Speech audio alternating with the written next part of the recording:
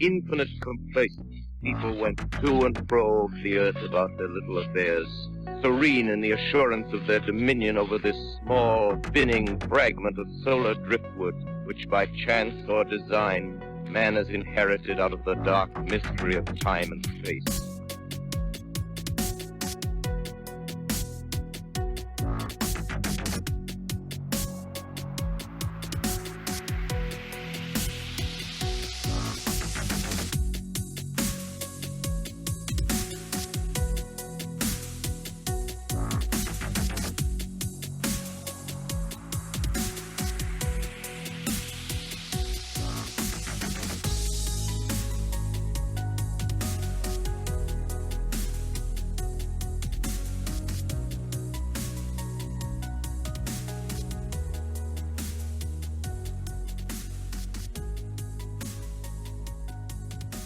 Welcome to another episode of Into the Fray.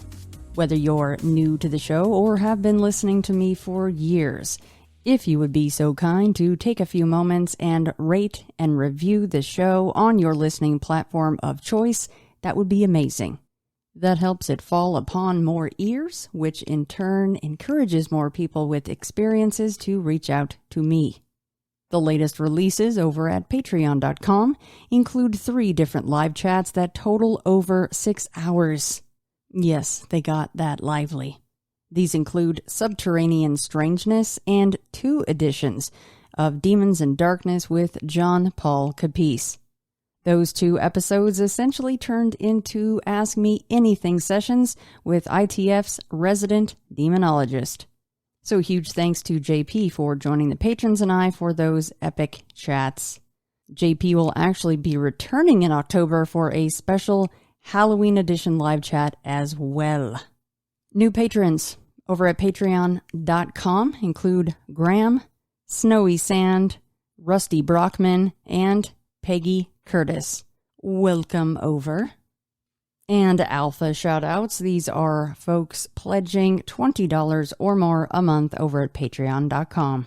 Sandra Sandgren, Matt Schultz, Brian McCahey, Brad Ward, Mike Archer, Chris Guerrero, Patrick Ray, David Otto, Matthew Lacewell, Ted Cheever, Jake Dressel, Heather Stockwell, Steve Alarcon, John, William Cornell II, Roy Daniel, Randy, and Randy's actually a cross-country alpha, Tyler DeMoney, Sticky Soundzine, Karina, Eric Ribbich, Josh Arthur, Andrew of Black Triangle Coffee, Maynard W., Azriel, and Sean, Kevin, Jason. A huge thanks to each and every one of my patrons, no matter your level. I do not take it lightly that you guys spend a single dollar on me and my work for ITF. And if you appreciate what I do and the work that goes into the show, head over to patreon.com and search Into the Fray or click on the Linktree link in any of my social media bios. And in return, you get a boatload and still expanding library of extra content to consume. So, patreon.com/Into the Fray. So the weather is cooling down a bit, and a few leaves are falling to the ground, right? Well, maybe in a few places. Sounds to me like a perfect time to add a new, creepy goodness-filled podcast into your fall rotation. Enter Jim Herald's Campfire. This podcast finds Jim talking to real people with real experiences for 90 minutes every week. They run the spooky gamut just like ITF. Cryptids, UFOs, hauntings, and general high strangeness that you just can't wrap your head around. I think this will quickly find a home amongst your other favorites. Some of the latest episodes feature a very haunted hotel, a message from beyond the grave, and an entire episode dedicated to shadow people. So do me a favor and follow Jim Herald's Campfire on Apple Podcasts, Spotify, or wherever you listen to Into the Fray. So this is edition 3 for Eerie Appalachia. Recording on Flatwoods Monster Day. How cool is this? Oh my goodness, I didn't even realize. Yes, we are. Yeah, September 12th. Oh goodness gracious. All hail Flatwoods Monster. Yeah, Braxy, we love you. You know what, that museum there is amazing. Andrew And Smith the is fact a that wonderful the whole person. town Yes. just embraces it, with the chairs and all the spots and everything, and then the spot, which is the great little restaurant there. Yes. Get your UFO calzone. Yeah, the spot. Yeah, we also stopped there right by one of the famous Flatwoods Monster chairs. Yeah. Mm-hmm. So we've got our Tampa tie to it now. That's I had the report of that plane that got scrambled that morning in Tampa Bay for an unidentified object, and the plane crashed due to training accident. But the flight is redacted. The entire report is redacted. The family, the two pilots, the pilot and the trainee, are buried in Arcadia, Florida, and the families had no knowledge of what happened. For years, they told them there weren't any bodies, that they drowned in the Gulf. But then they, sent them the bodies and said, "Oh no, it was a crash, but it was a classified training operation." Oh, that's terrible. And now, but we still don't know what it was. So, the theory is that they went up and tagged something, and that's what crashes in Braxton County, West Virginia, a few hours later. Now, is that normal in a training accident report? At least what they're calling a training accident report, to have things redacted? No, not at all. And the other weird thing about it is they had flown from Pensacola to MacDill in Tampa, which was their training operation. Why were they scrambled? That is redacted too. But we do know there was reports of an identified craft that was south in Port Charlotte Harbor, which is down Fort Myers area. And then suddenly Tampa scrambles a half hour later.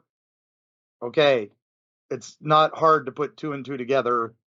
But again, we don't have definitive anything. So we're hoping with declassification eventually we might get the whole story, but it's still a long way to go. It's a reach, I admit, but there's a cover up, where there's smoke. Yeah, the fact that they were scrambled, and then you have the oops, no, just kidding. We've had the bodies the whole time. Here you go. That's horrible for the family. First off, that is horrible for them to do, and obviously very strange. Yep, very, very much.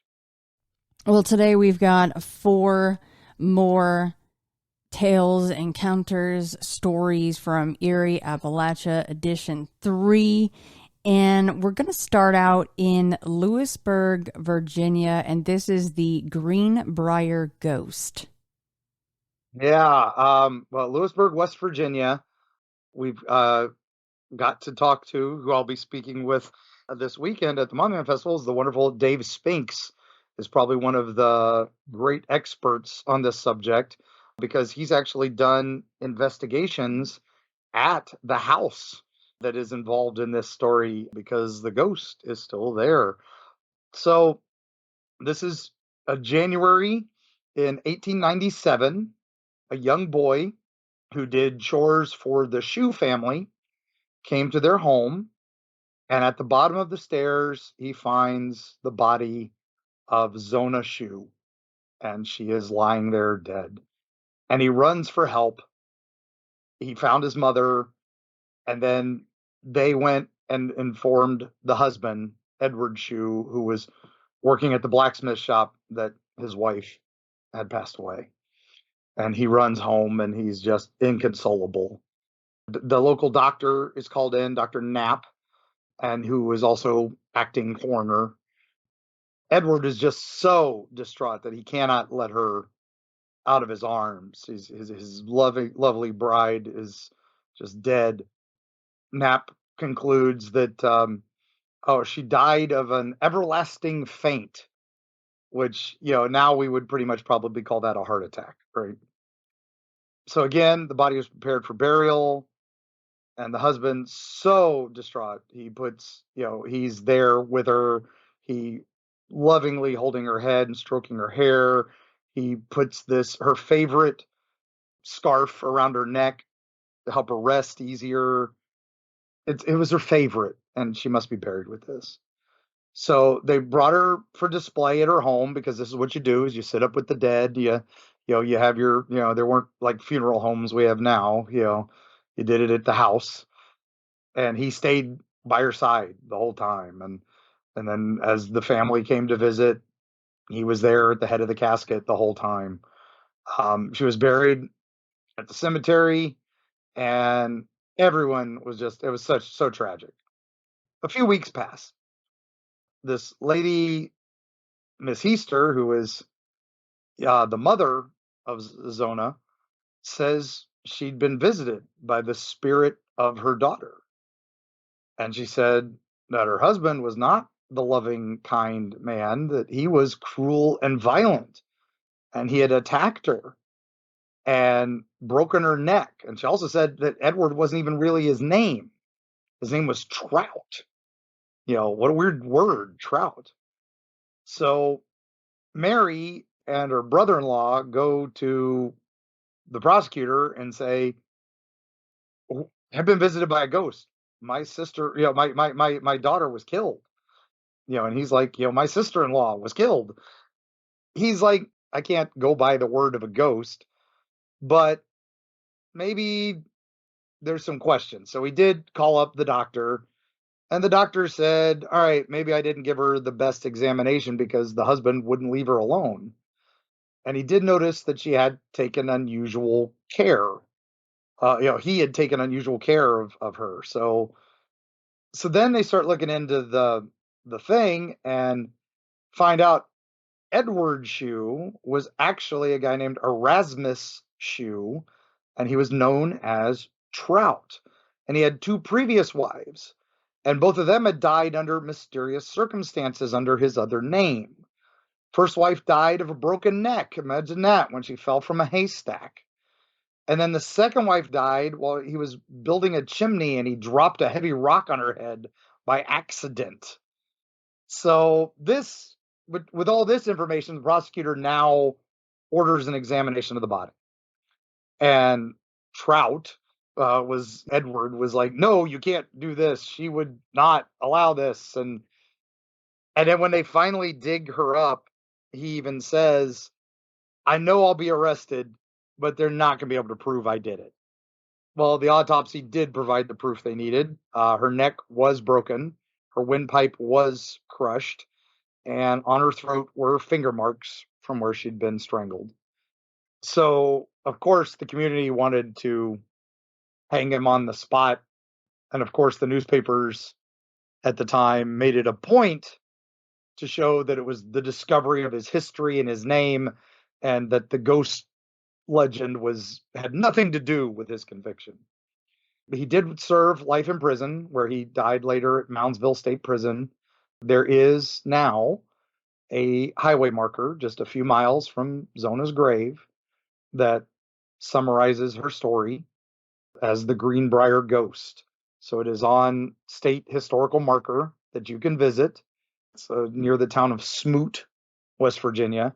And then you can also go visit her grave, which the stone has been replaced several times because people like to do bad things and take relics and stuff like that. So, but thankfully now it's a pretty hefty stone and it's protected. But she's a folklore hero. She came back from the dead to, convict her husband of her own murder. And it is the only documented case that's officially happened. So even though the newspapers say it wasn't, but it was. So we love Zona. Yeah, go Zona. Get after it. I mean, you can't let that guy get away with that, right? So, yeah, when I read this, it reminded me of, well, I guess this is Mind the Petersons. No offense to Petersons out there, but these 2 cases came right to mind because I was just watching some true crime stuff lately, binging that, and it's Michael Peterson from the Staircase, right? Yes. His wife ended up at the bottom of the stairs. She ended up dying, but then they ended up, you're into that and you're wondering, oh gosh, did he do that? I don't know. But come to find out, his previous wife She died at the bottom of a staircase too. Weird. And then Yeah, there's Drew imagine Peters. that. Yeah, head scratcher. So then you're kind of going, well, 2 wives in a row falling down staircases and dying. That's kind of, I don't know what the odds are of that, but they can't be good. And then there's Drew Peterson, who is an ex police officer of all things, and 2 wives for him as well. And then, oh, you know what? There's another Peterson. I'm not even like maybe the biggest one that everybody might know because of the fact that his wife was pregnant was Scott Peter. Wow. Okay. That's 3 Petersons. That's kind of creepy on that. Now that I'm saying that, really mind the Petersons now. So, yeah. Anyways, I was kind of waiting in the story. I'm like, maybe his real name is Peterson somewhere in there, but, No, he was, but Trout, what an odd name to be called. Yeah. But, it's late 1800s. So, everybody had weird nicknames. So it was only a short while later we had all the gangster nicknames, like, or right. Everybody has the nickname Yeah. like Jimmy the Fish, Frank the Squid. Yeah. Yeah. The Iceman. Definitely want to try to avoid that one. Yeah. Yikes. Yeah. And we had a George Knapp in that story. His first name was George. So there you go. George, yeah. All right. Well, next we are moving to Jackson, Kentucky, and we're going to talk about the Rat Man. Okay. Now I do have to do my little pre-talk on this one. This was the one place I went where when I was researching it, that this was the one place where I had a few moments of, am I welcome here? Most other places, I was invited by a family member or something to tell their ghost story, tell their incident, or tell their encounter, and and to document these great stories that are being lost to history now. These the grandmas, the meemaws, and the peepaws are passing away. These stories are going away. But this was the first one I went to where one of the ladies came out after she found out what I was learning about. She came out of the house next door with a gun and said, I need to leave. This is one Carrie didn't join me on because she was taking care of spiders. Imagine that. So of all the other stories I investigated, this one was the only one that I had that issue with. Did she actually raise the gun at you? No, just was over the shoulder. Wow. Was like, I think you should leave. The old shotgun, we don't want to talk about this. Jeez. It was not pointed at me, but there was a reason she went and got it. And so I did. I made my goodbyes and talked to the family members that had invited me again separately. They met me just outside of the holler. But anyway, Jackson, Kentucky, there was a creature that lives there, or maybe he's a woodsman or a trapper or something, but he's called the Rat Man. And he would help those in the area by showing them flora and fauna that was safe to eat and safe to travel in. And he also acted as a go-between for the native tribes and the settlers in the area, the early settlers to the area. He was the one who could make deals and make things happen. They called him the Rat Man because he apparently had rat-like features. One day, he decides, he's been living out in the woods a little long and he's lonely. So he sees the local pastor's daughter, and everybody's afraid to date her because, she's the pastor's daughter. You can't have that. But so he's taken with her. So he starts asking to court her. And of course, the pastor and the family, want nothing to do with this creepy man of the woods. This ain't happening. She needs to be married to a proper boy, in town or something. So when he got forced away, he went back to his local native tribe and asked their shaman to curse the family. We don't know 100% what happened there, but we do know that people in that valley, in that holler, leave presents for the Rat Man at a pile of stones at the mouth of the holler. Otherwise, crops will fail, animals will be taken, strange things will occur, and he is seen coming to his offering place, picking up his offerings, and he wears tattered robes. He likes bottles and caps, and shows up on supposedly the blue moons, the blue moon of Kentucky, right? And there's other legends that he is like a werewolf, where he turns into a rat. Others say it's not the trapper, but it was the priest who was cursed because he wouldn't allow the man to marry, and so that it's the priest who is the creature. There's another version where it's the child of the trapper and the priest, his daughter, that is the creature that shows up and takes the offerings. But there's a flip side to this, that if you do leave the offerings for him, not only does he protect your land, he might grant you a boon. He might help you. There were stories that the city actually had an official place behind the city hall where you could leave offerings for a little while in Jackson, Kentucky. Now, I could not find any place that fit the description. I could not find any historical document that said that really happened. But more than a few of the families I talked to said, "Oh no, we used to do it, once a year behind the old city hall." I couldn't find where it could possibly be behind City Hall. But I did see the rock shrine. It's a little further off the road. You're not just going to see it driving down the road there. And then every few months, they say they leave some bottles and trinkets, and they're not there come the following morning. So just to be on the safe side, and they haven't had any crops fail or any livestock go missing in a little while. So this woman that came out with the shotgun, why do you think she was so upset? Is that because, is there some kind of part to this legend where just talking about him would bring his wrath, or in some way, some kind of a bad luck situation on her and her family? Well, one of the things I didn't put into the story, because it was one I was unable to confirm, was that some of the people, since he's such a local figure and such a local legend, that they kind of worship him a little bit. Mm.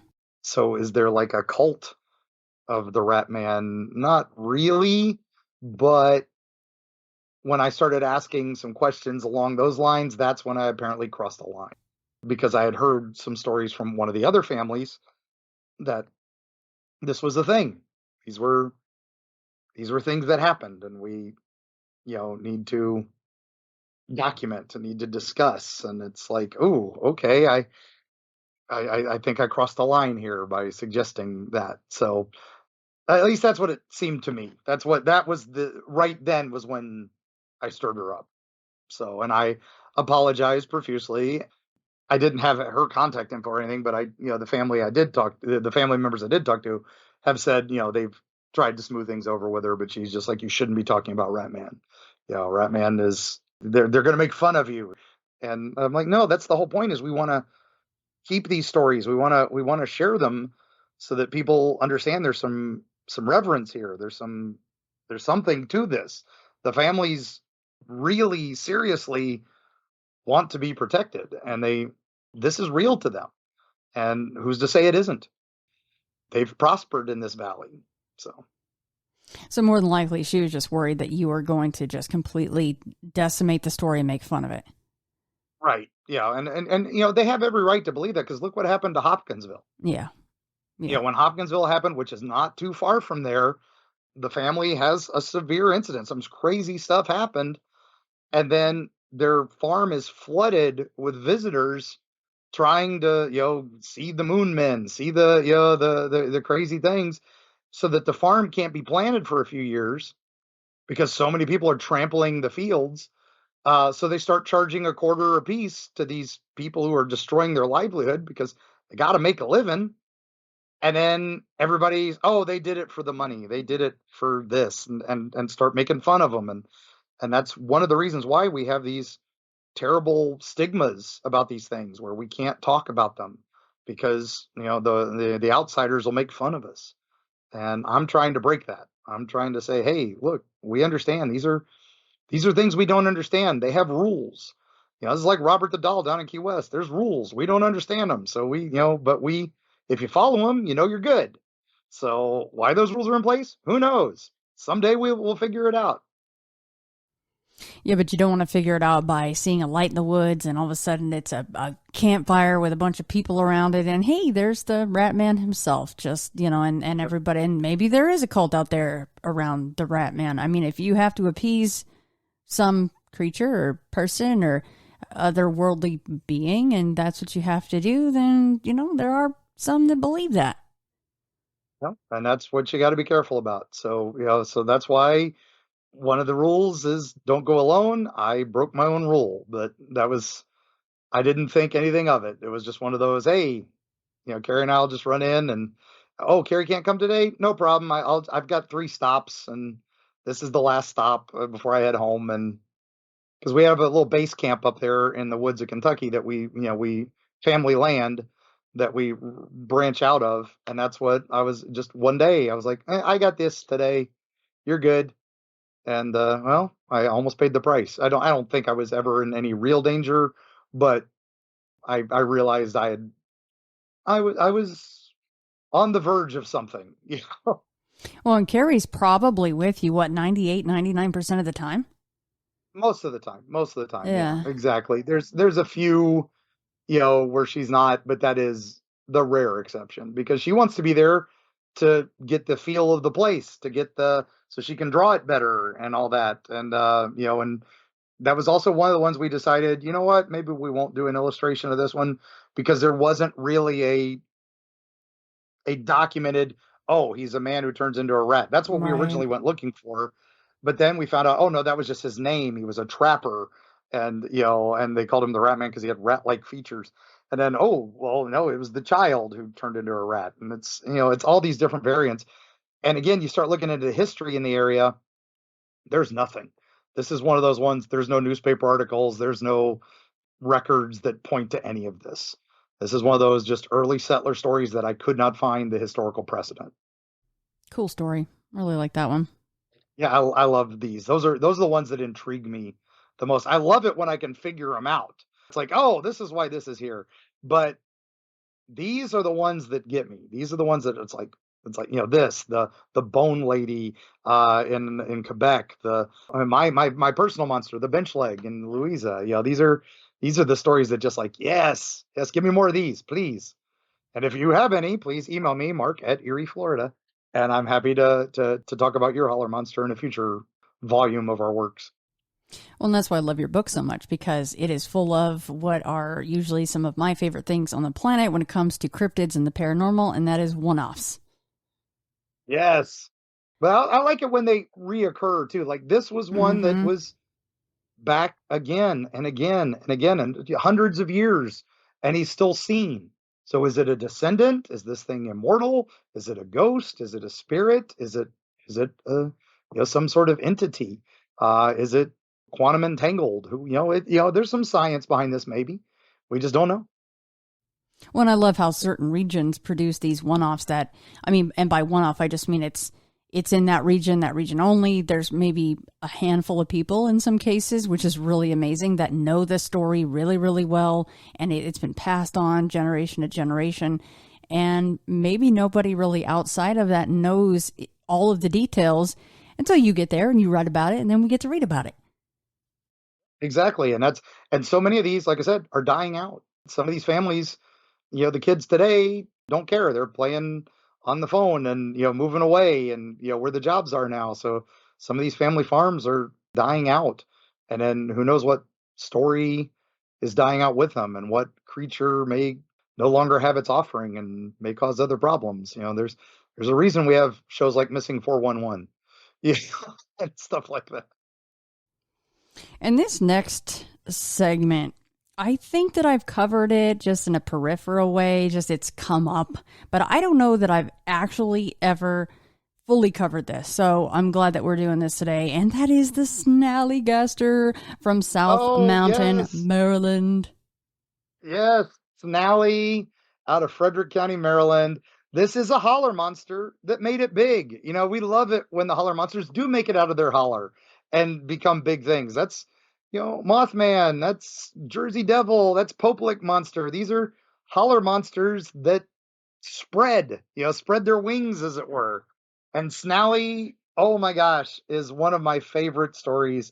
I loved researching him because it's such a crazy creature, right? Carrie had so much fun reading all the descriptions and trying to decide which one to use for the illustration. Because we went back, that's what we do, is we go back to the OG, right? We go back to the original reports and the original newspaper articles. And if we can't get an actual witness, we're going to go back to as close to the source as we can. So this is definitely, way back. It's part bird, part dragon, maybe has metallic parts. It could be similar to the Thunderbirds legends of old, and it would swoop down on prey and pick them up into the sky, including children, not just animals. This thing attacked people.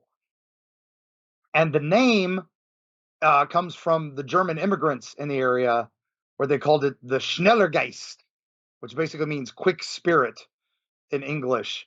But of course, this is early 1700s, and a bird with demonic features, and people can't quite pronounce Snallygeist, so it becomes Snallygaster or Snallygaster, and it has tentacles coming out of its mouth, and it could drain the blood from its victims, and it was just basically the monster in the woods. It was their Bigfoot. It was their, don't go in the woods. The Snallygaster will get you. The Snallygeist will get you for hundreds of years. And this predates America.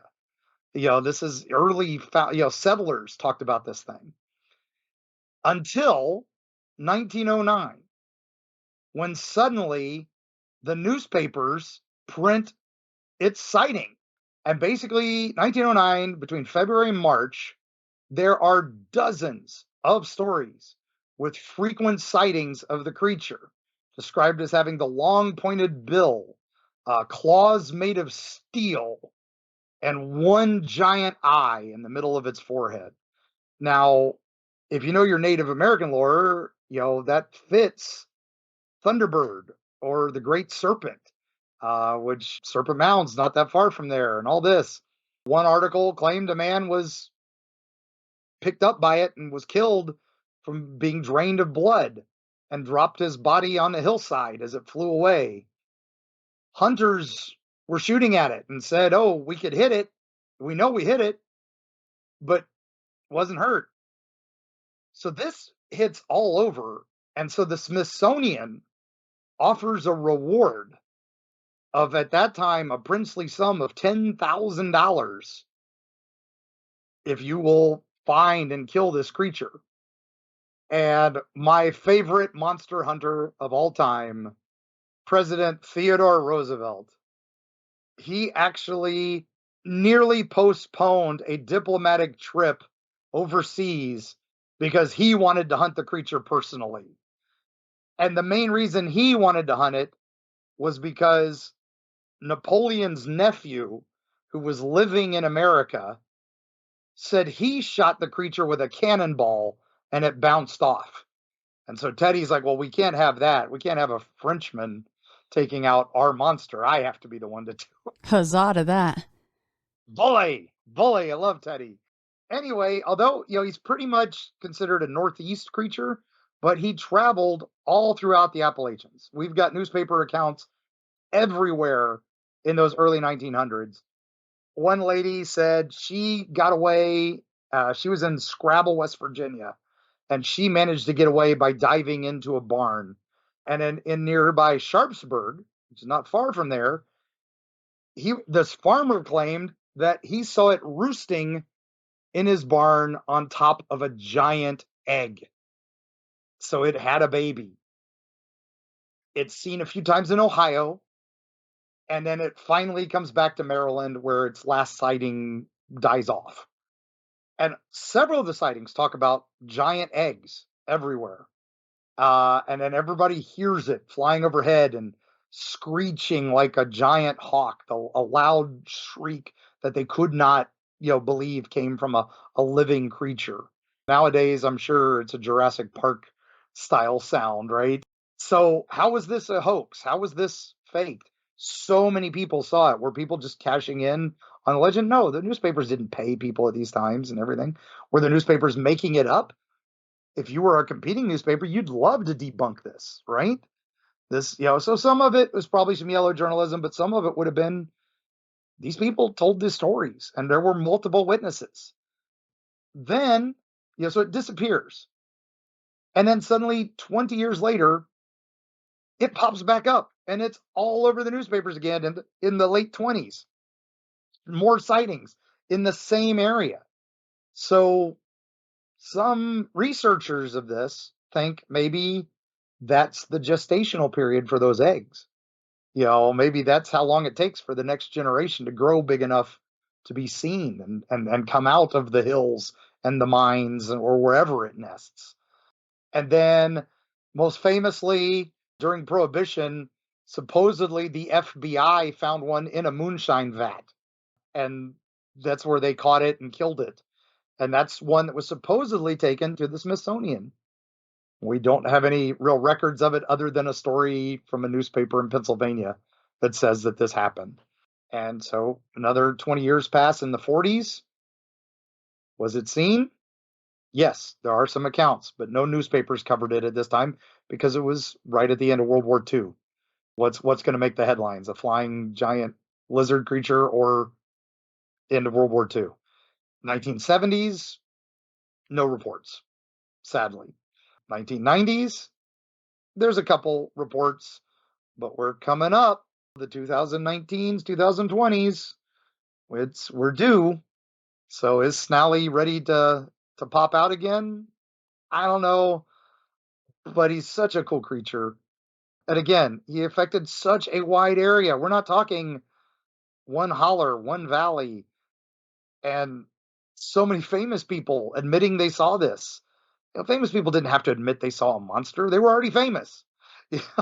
So. Well, and the report of it being taken to the Smithsonian, this isn't the first time we've heard the Smithsonian mentioned when it comes to cryptids, probably especially, giants, other things. The giant bones. It just makes you think of like that scene from, I think it was the latest, well, not 5, but 4 Indiana Jones, where he goes into that massive hangar area, and it's where they have the Ark of the Covenant and all of these cool things. It just makes you wonder, like, what do they really have? Area 51 down in the old basement. I still think Wright Patterson's where they actually keep all that stuff. Right. So keep it in plain sight, man. Nobody ever thinks about that. Don't hide it in your hidey place. Put it right in the main buildings, and no one will ever look. Keep it secret. Keep it safe. Yeah. Because exactly. Sarah Cooper has the Snallygaster Museum. I think it's in Liberty Town. Have you guys been there? We did not get to make it there. We were trying so hard, but it was just a little too far on one of our trips, and we had stopped at a couple too many amazing places on the way. So that's on the agenda for this fall. So we're hoping to go back up there for, more research in November for, a future project. That shall remain nameless at this point, but pretty much you can guess it's a follow-up to this. But we've got some more monsters to talk about and interview people about. So, and hopefully even more after these podcasts and radio shows and TV shows come out, we can get some more people emailing us and saying, "Hey, I got a monster we want to share." But yeah, that's on the agenda. So because we got to get there and we got to get to the Hodag Museum too, just for fun. Yeah, I think it's so great that she put that together. That's always been on my list to go visit Sarah and her museum. So, all right. Well, last but not least, we have Old Pete from Rutledge, Tennessee. Okay, now this is another one. It wasn't as crazy as the Rat Man, but when I would ask people about this, there were people who were like, "Oh, no, I don't want to talk about Pete," and it's like, "Oh, okay," or the man. They would just call him the man. So Rutledge, Tennessee is not far from the heart of the Smoky Mountains with Pigeon Forge and Gatlinburg, just not too far away. So you can go to Dollywood, you can go to the mysterious mansion in Gatlinburg, have all kinds of fun. My favorite place in Pigeon Forge is Alcatraz East, where they have one of the largest collections of true crime. You were mentioning true crime earlier. It used to be the Crime Museum in Washington, D.C., but now it's in Tennessee. And it's got Ted Bundy's car, and it's got Gacy paintings and Kaczynski's typewriter. I mean, you're talking everything you can imagine there. So if you're looking for a fun trip, definitely head there. Not what you expect in the heart of the mountains of Tennessee. But if you go a little ways away, you come to the small little community of Rutledge. And this is basically a mountain area, and it's mostly not very inhabited because it's in the middle of the Smokies, but because of the tourist area nearby, it's modern life's coming into the area. A lot of Airbnbs are popping up. But there is someone there and he has big dog named Old Pete. And the dog is just this giant cross between like a bloodhound and a pit bull, as it was described to me. And, as big as a mule. Everybody I talked to about this, I mean, everybody, even the guys who sent me this originally and were excited to talk about it, when we actually talked about it, it was like a whisper. We didn't want to bring him up. It was crazy. It's like, we don't really want to talk about him too loud. So let's go inside. Let's get inside and let's turn the radio on, and so that way, it's literally felt like we were breaking some sort of taboo talking about Old Pete, right? And they wouldn't call him. They didn't talk much about the man. It was always about the dog.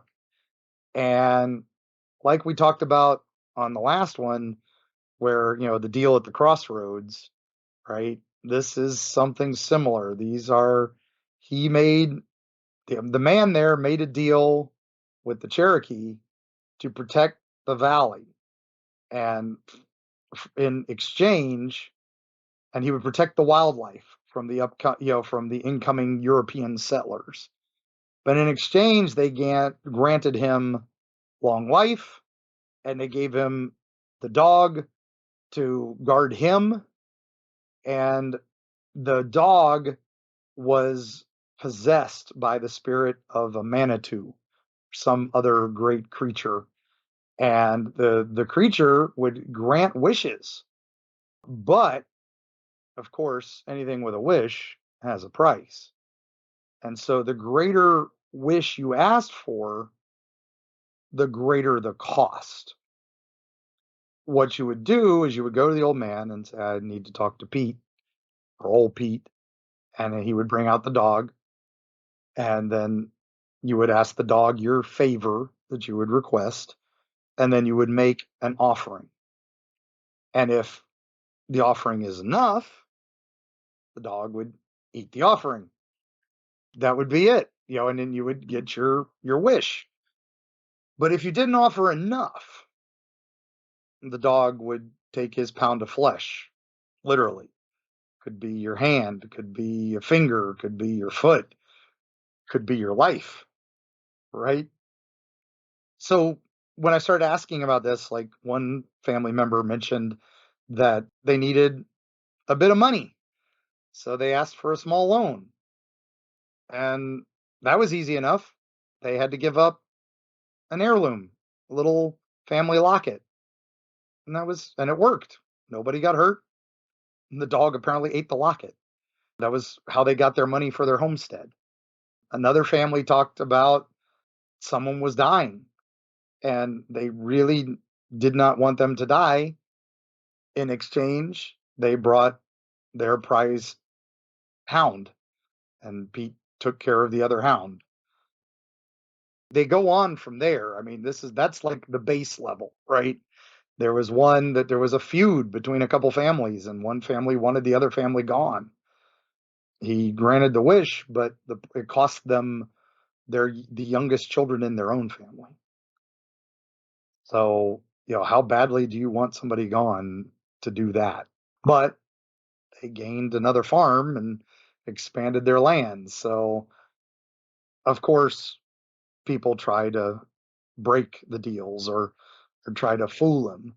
And one of the people I talked to said, his great uncle, who was not thought of well in the family, one point tried to get a boon, offered up his neighbor's dog, saying it was his own, but Pete wasn't fooled and ate both his legs, and it was because he had wished for work boots. So so there's some irony there, right? That's they made certain he didn't need boots, right? So now, what they were saying to me is most of the people who talked about him, the last time he was mentioned is like the 1960s.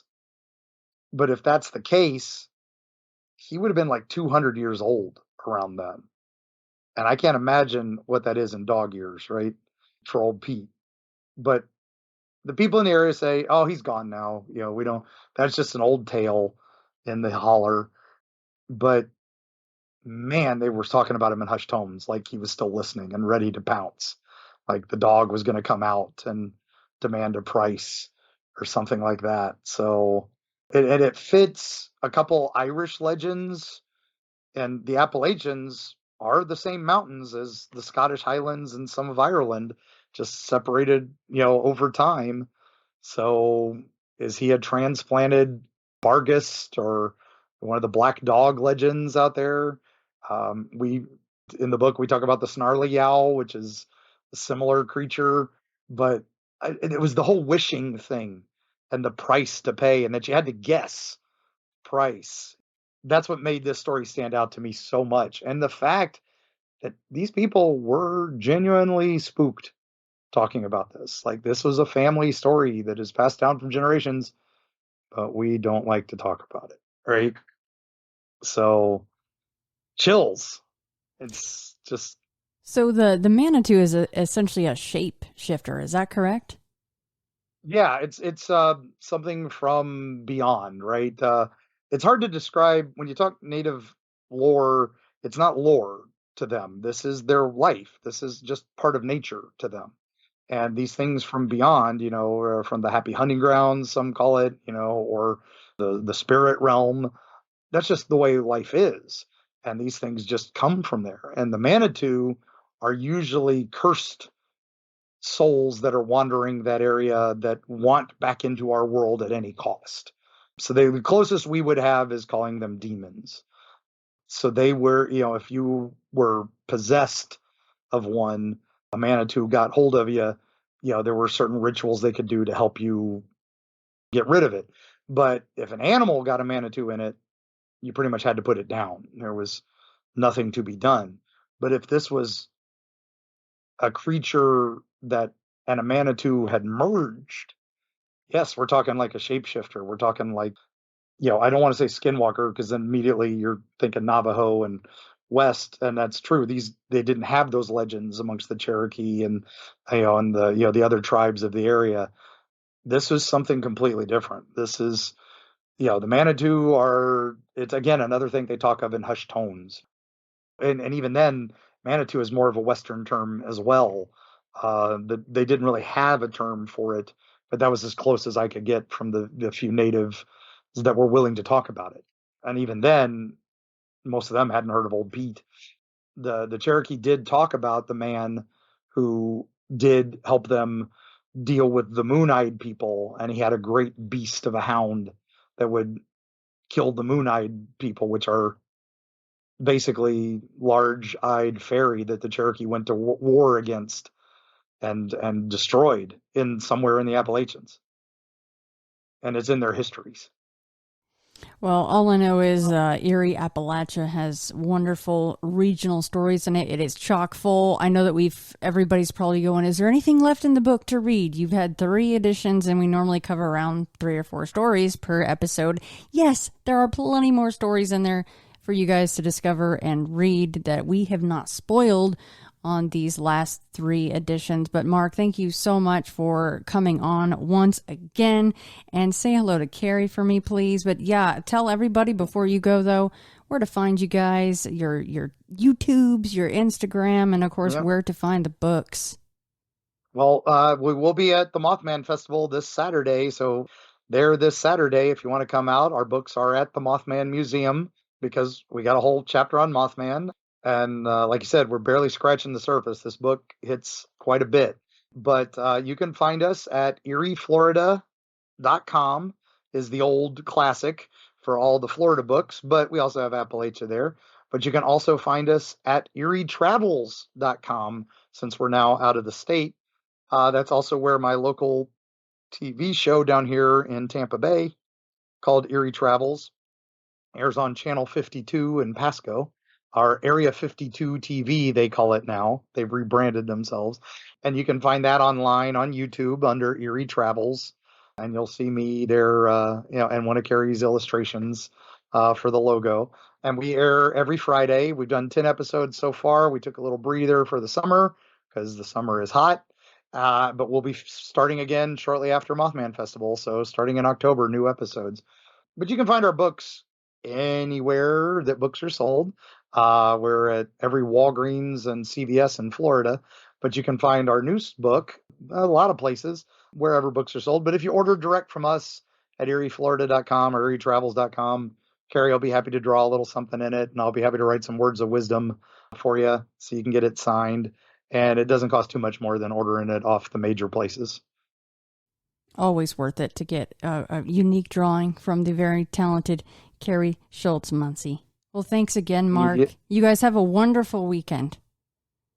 Oh, yes, and wish you were there, but we will see you at Small Town Monsters Festival early next year, right? Oh, 100%. So we will see you there.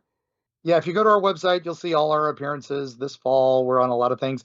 If you have Travel Channel or Discovery Plus, September 30th for their Ghosttober, we're kicking it off with the shock doc Curse of Robert the Doll down here in Key West. And I got to film that back in February, and that will be on there as well. So you can see when we brought Robert the Doll back into the artist's house for the first time in 30 years. Ooh. Yeah, I had to keep an NDA on that till just last week. So you were probably dying to talk about that or just bring it up. I've been wanting to talk about it for a year and a half. Oh my gosh. I'm a talking head in it, but I also narrated quite a bit of it. That's great. Congratulations. Yeah, we'll see what made the cut soon. I'm excited. So. Oh, yeah. Big congrats on that. Anything having to do with Robert the Doll is always a hit. Yeah, we got to take him out of the cabinet and back home to his old house and up into the turret room in the attic.